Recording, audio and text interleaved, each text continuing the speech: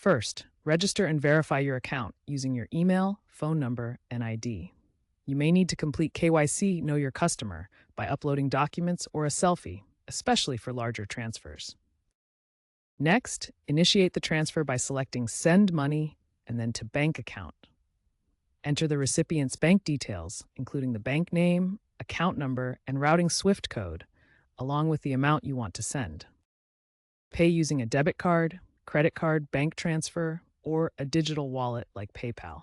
You'll likely need to confirm the transfer using an OTP or biometric authentication for added security. Finally, track your transfer via the app's dashboard. Funds typically arrive within 1 to 5 business days, with instant options available in some regions. The recipient will receive an email or SMS alert, but usually doesn't need to take any action if the bank details are correct.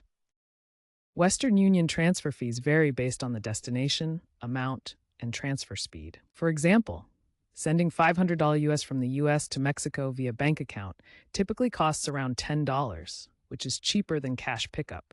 Be aware of currency conversion rates, which are usually 1 to 3% above interbank rates, and potential bank fees for deposits. While free transfers are rare, look out for promotional offers, such as $0 fees for first-time users.